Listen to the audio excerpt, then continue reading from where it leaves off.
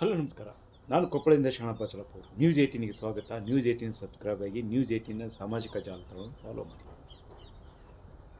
2024 ಅಕ್ಟೋಬರ್ನಲ್ಲಿ ಒಂದು ಐತಿಹಾಸಿಕ ಮತ್ತು ದೇಶವೇ ಗಮನ ಸೆಳೆಯುವಂಥ ಒಂದು ತೀರ್ಪು ಕೊಪ್ಪಳ ಜಿಲ್ಲಾ ಸತ್ರ ನ್ಯಾಯಾಧೀಶರು ಒಂದು ತೀರ್ಪನ್ನು ನೀಡಿದರು.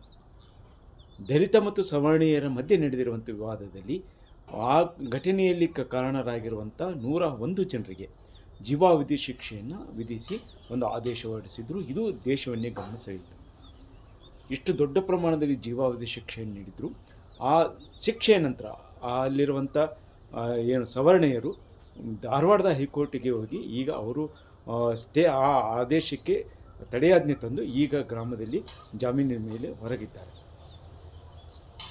ಈ ಘಟನೆಯ ನಂತರ ಇಡೀ ಗ್ರಾಮ ಮತ್ತು ಇಡೀ ದೇಶದಲ್ಲಿ ಮತ್ತು ಇಡೀ ರಾಜ್ಯದಲ್ಲಿ ಒಂದು ಚರ್ಚೆ ಆರಂಭವಾಯಿತು. ದಲಿತ ಮತ್ತು ಸವರ್ಣರ ಮಧ್ಯೆ ದೊಡ್ಡ ಪ್ರಮಾಣದಲ್ಲಿ ಇರುವಂಥ ಕಂದಕವನ್ನು ಬಗೆಹರಿಸಲೇಬೇಕು ಅನ್ನುವಂಥ ಇದೆ. ಆದರೆ ಈ ಎಲ್ಲದಕ್ಕಂತೂ ಮಧ್ಯೆ ಒಂದು ಮಹತ್ವರವಾದ ಘಟನೆ ಇದೇ ಗ್ರಾಮದಲ್ಲಿ ಈಗ ಸೌಹಾರ್ದತೆಗೆ ಒಂದು ಸಾಕ್ಷಿಯಾಗಿ ನಾಂದಿಯನ್ನು ಹಾಡಿದ್ದಾರೆ.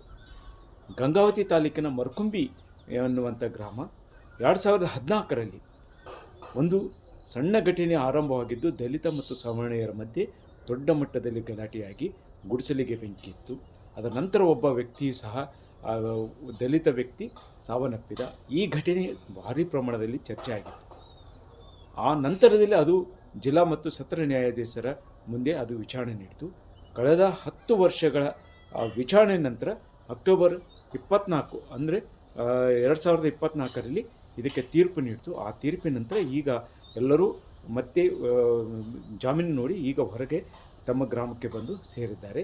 ಆದರೆ ಈಗ ಗ್ರಾಮದಲ್ಲಿ ಸೌಹಾರ್ದತೆಗೆ ಎರಡೂ ಅಂದರೆ ದಲಿತರು ಮತ್ತು ಸವರ್ಣೀಯರು ಒಂದಾಗಿ ಒಂದು ಜಾತ್ರೆ ಮಾಡೋದಕ್ಕೆ ಸಿದ್ಧತೆಯನ್ನು ನಡೆಸಿದ್ದಾರೆ.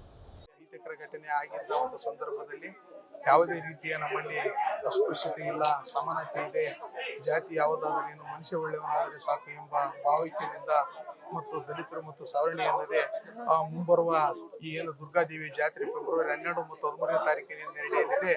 ಆ ಒಂದು ಜಾತ್ರೆಯಲ್ಲಿ ಎಲ್ಲ ಸರ್ವ ಜನಾಂಗದವರು ನಿಂತು ಮಾಡ್ತಾ ಇದ್ದೇವೆ. ಹಾಗಾಗಿ ಮುಂದೆ ಎಲ್ಲ ಗ್ರಾಮದ ದೇವಾನ್ ದೇವತೆಗಳು ಕೂಡ ಬನ್ನಿ ಮಕ್ಕಳು ಇರ್ಬೋದು, ಮೊಹರಂ ಇರ್ಬೋದು, ಈಶ್ವರ ಇರ್ಬೋದು, ಎಲ್ಲ ಜಾತ್ರೆಗಳನ್ನು ನಾವು ಊರಿನ ಗುರು ಹಿರಿಯರು ಮತ್ತು ಎಲ್ಲರೂ ಟೋಟಲ್ ಎಲ್ಲರೂ ಒಂದಾಗಿ ಒಕ್ಕಟ್ಟಾಗಿ ಮಾಡ್ತೀವಿ ಅಂತ ಹೇಳಿ ನಾವು ಈ ಒಂದು ಕಾರ್ಯಕ್ರಮವನ್ನು ಎಲ್ಲರೂ ಒಂದಾಗಿದ್ದೇವೆ.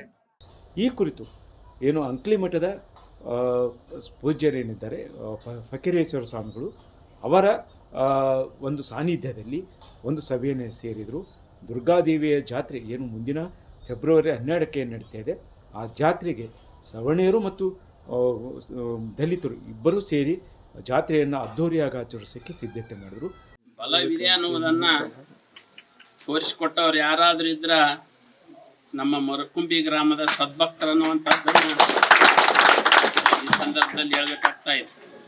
ಆ ನಿಟ್ಟಿನೊಳಗೆ ಈ ಗ್ರಾಮದಲ್ಲಿ ಈ ದುರ್ಗಾ ಜಾತ್ರೆ ಇರ್ಬೋದು, ಅನೇಕ ದೇವರುಗಳ ಜಾತ್ರೆ ಇರ್ಬೋದು, ಮದುವೆ ಮುಂಜಿ ಯಾವುದೇ ಥರ ಇಲ್ಲಿ ಕಾರ್ಯಕ್ರಮ ನಡೆದ್ರೆ ಒಬ್ಬರನ್ನೊಬ್ಬರು ಅರಿತು ಜಾತಿ ಮತ ಪಂಥ ಅನ್ನದೇ ಸರ್ವಾಂಗ ಸುಂದರವಾಗಿ ಒಬ್ಬರನ್ನೊಬ್ಬರು ಅರಿತು ಈ ಕಾರ್ಯಕ್ರಮವನ್ನು ಮಾಡಿಕೊಂಡು ಬಂದಿರಿ ಅಂತಂದ್ರೆ ಆ ದಿನಕ್ಕೆ ಏನಾಗುತ್ತೆ ಅಂತಂದ್ರೆ ಮರ್ಕುಂಬಿ ಗ್ರಾಮ ಪಾವನ ಆಗುತ್ತೆ ಅನ್ನುವಂಥ ಮಾತನ್ನು ಈ ಸಂದರ್ಭದಲ್ಲಿ ಅದಕ್ಕಾಗಿ ಮನುಷ್ಯ ಒಂದೆರಡನ್ನ ನೆನಪಿಟ್ಕೊಳ್ಬೇಕು. ಜೀವನದಲ್ಲಿ ದೇವರು ಇದ್ದಾನೆ ಅನ್ನುವುದನ್ನು ನಾವು ನೆನಪಿನಲ್ಲಿ ಇಟ್ಕೊಳ್ಬೇಕು. ಮರಣ ಐತಿ ಅನ್ನುವಂಥದ್ದನ್ನು ನಮ್ಮ ಜೀವನದಲ್ಲಿ ನಾವು ನೆನಪಿಸ್ಕೊಳ್ಬೇಕು. ಅವೆರಡನ್ನ ಮರ್ತೀವಿ ಅಂತಂದ್ರೆ ನಾವು ಇಲ್ಲಿ ಬದುಕಲಿಕ್ಕೆ ಸಾಧ್ಯ ಇಲ್ಲ. ಅದಕ್ಕಾಗಿ ಏನೋ ಒಂದು ಕೆಟ್ಟ ವಿಚಾರವನ್ನು ಮನಸ್ಸಿನಲ್ಲಿ ಎಲ್ಲರೂ ಆ ದುರ್ಗಾದೇವಿಯ ಪಾದಕ್ಕೆ ಹಾಕಿ ನಾವು ಮಾಡಿದಂಥ ಏನಾದರೂ ಕೆಟ್ಟ ಕಾರ್ಯಗಳಿದ್ರೆ ಆ ತಾಯಿಯ ಉಡಿಯಲ್ಲಿ ತುಂಬಿ ಮುಂಬರುವ ದಿನಗಳಲ್ಲಿ ನಾವೆಲ್ಲರೂ ಸಾಮರಸ್ಯ ಜೀವನ ಒಂದಾಗಿ ಬಾಳುವಂಥ ಜೀವನವನ್ನು ನಾವು ಕಲ್ತ್ಕೊಳ್ಬೇಕು. ಮತ್ತು ಎರಡೂ ಕುಟುಂಬದವರಿಗೆ ಅಂದರೆ ಎರಡೂ ಸಮಾಜದವರೇ ಮಧ್ಯವನ್ನು ಸೇರಿಕೊಂಡು ಆಗಿರುವಂಥ ಘಟನೆಯನ್ನು ಅಲ್ಲಿಗೆ ಮರೆತು ಎಲ್ಲರೂ ಒಂದಾಗಿ ಇಡೀ ಗ್ರಾಮದ ಏಳಿಗೆಯಾಗಿ ಶ್ರಮಿಸೋಣ ಅನ್ನುವಂಥ ನಿರ್ಧಾರಕ್ಕೆ ಬಂದರು. ಆ ಜೊತೆಗೆ ದಲಿತರು ಮತ್ತು ಸವರ್ಣೀಯರನ್ನು ಒಬ್ರಿಗೊಬ್ಬರು ಅಪ್ಪಿಕೊಂಡ್ರು, ಒಬ್ರಿಗೊಬ್ಬರು ಸಿಹಿಯನ್ನು ಹಂಚಿಕೊಂಡ್ರು. ಈ ವಾತಾವರಣ ಮುಂದುವರಿಲಿ ಅನ್ನುವಂಥ ಆಶೆಯನ್ನು ವ್ಯಕ್ತಪಡಿಸಿದರು. ಜೊತೆಗೆ ಯಾವುದೋ ಘಟನೆ, ಯಾವುದೋ ಸಂದರ್ಭ, ಈಗಿನ ಯಾವುದೋ ಕಾನೂನು ಏನೇ ಇರಲಿ, ಆದರೆ ಇಡೀ ಗ್ರಾಮ ಒಂದಾಗಿರಬೇಕು. ಇಲ್ಲಿ ದಲಿತರು ಮತ್ತು ಸವರ್ಣೀಯರ ಮಧ್ಯೆ ಇರುವಂಥ ಭಿನ್ನಾಭಿಪ್ರಾಯ ಮುಂದಾಗಬೇಕು.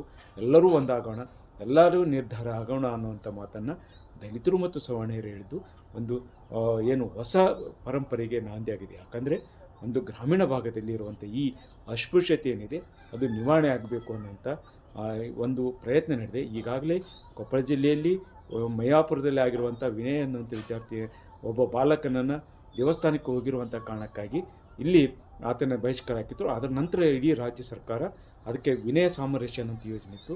ಅದು ಎಷ್ಟು ಮಟ್ಟಿಗೆ ಸರ್ಕಾರ ಮಟ್ಟದಲ್ಲಿ ಅನುಷ್ಠಾನಗೊಂಡಿದೆ ಗೊತ್ತಿಲ್ಲ. ಆದರೆ ಈಗ ಹೊಸ ಬೆಳವಣಿಗೆ, ಗ್ರಾಮಗಳಿಂದಲೇ ಈಗ ನಾವು ಒಂದಾಗ್ತೀವಿ, ಒಂದೇ ಇರ್ತೀವಿ, ದಲಿತರು ಮತ್ತು ಸವರ್ಣೀಯರು ಬೇರೆ ಬೇರೆ ಅಲ್ಲ, ಎಲ್ಲರೂ ಮನುಷ್ಯರು, ಎಲ್ಲರೂ ಒಂದೇ ರೀತಿ ಇರ್ತೀವಿ ಅನ್ನುವಂಥ ನಿರ್ಧಾರಕ್ಕೆ ಬಂದಿರೋದು ಸ್ವಾಗತಾರ್ಹ ಕ್ರಮವಾಗಿದೆ. ಇವತ್ತು ಹಿಂದೆ ನಡೆದಂತ ಮರ್ಕುಂಬಿ ಗ್ರಾಮ ಏನು ದಲಿತರಿಗೆ ಮತ್ತು ಸವರ್ಣಿಗೆ ಆದಂತ ಘಟನೆ ಇವತ್ತು ಇಡೀ ಎಲ್ಲ ದೇಶಕ್ಕೆಲ್ಲ ಗೊತ್ತಾಗೈತಿ. ಜಡ್ಜ್ಮೆಂಟ್ ಆದ್ಮೇಲೆ ಕೂಡ ಇಡೀ ದೇಶಕ್ಕೆಲ್ಲ ಗೊತ್ತಾಗೈತಿ. ಈ ಜಾತ್ರೆ ಸಲುವಾಗಿ, ಒಂದು ದುರ್ಗಾದೇವಿ ಜಾತ್ರೆ ಸಲುವಾಗಿ ನಾವೆಲ್ಲರೂ ಸೇರಿ ಮಾತಾಡೋಣ ಅಂತಂದೇಳಿ ನಮ್ಮ ಯುವಕರು ಮಾತಾಡಿದಾಗ, ನಮ್ಮ ಊರಿನ ಹಿರಿಯರು ಮಾತಾಡಿದಾಗ ನಾವಷ್ಟೇ ಮಾಡೋದು ಬೇಡ, ಊರಿನಾಗ ಹಿರಿಯರು ಎಲ್ಲರೂ ಕೂಡ್ಕೊಂಡು ಎಲ್ಲರ ಅಣ್ತಂಬಳಾಗಿ ಸೇರಿ ಮಾತಾಡೋಣ ಅಂತಂದಾಗ ಅವರಲ್ಲಿ ಕೂಡ ಇಲ್ಲ ನಾವೇ ಬರ್ತೀವಿ, ಎಲ್ಲರೂ ಕೂಡಿ ಮಾತಾಡೋಣ ಅಂತಂದು ಹೇಳ್ತಾ ಅವ್ರೆಲ್ಲರೂ ಒಪ್ಕೊಂಡಾರ. ಎಲ್ಲರೂ ಅವ್ರು ಮಾತಾಡಕ್ ಒಪ್ಕೊಂಡಾರ. ಯಾವುದೇ ಜಾತಿ ಯಾವುದು ಬೇಡ. ಈಗಾಗಲೇ ನಮ್ಮ ಗ್ರಾಮದಲ್ಲಿ ಇರ್ತಕ್ಕಂಥ ಸಂವಿಧಾನ ಪ್ರಕಾರ, ಬಾಬಾ ಸಾಹೇಬ್ ಅಂಬೇಡ್ಕರ್ ಬರೆದ ಸಂವಿಧಾನದ ಪ್ರಕಾರ ಜಾತಿ ಏನ್ ಇರಬಾರ್ದು ಅಂತ ಹೇಳಿದ್ರು ಕೂಡ ಈಗಾಗಲೇ ನಮ್ಗೆಲ್ಲ ಹೋಟೆಲ್ ಪ್ರವೇಶ ಇದೆ ಊರಾಗ, ಮತ್ತು ಕಟಿಂಗ್ ಪ್ರವೇಶ ಕೂಡ ನಮಗೆ ಮಾಡಿಕೊಟ್ರ. ಏನು ಸಮಸ್ಯೆ ಇಲ್ಲ. ಈಗ ಇರ್ತಕ್ಕಂಥದ್ದು ಎಲ್ಲರೂ ಒಗ್ಗಟ್ಟಾಗಿ ನಾವೆಲ್ಲ ಮಾಡಕತ್ತೀವಿ. ಮುಂದಿನ ದಿನದಲ್ಲಿ ಆದ್ರೂ ಕೂಡ ಒಂದು ಒಗ್ಗಟ್ಟಾಗಿ ಎಲ್ಲಾರ ಒಂದು ಅಣ್ತಂಬಳಾಗಿ ಹೋಗ್ಬೇಕಂತಂದೇಳಿ ಈಗ ಎಲ್ಲರೂ ಹಿರಿಯರು ಹೇಳ್ಕೊಟ್ರ.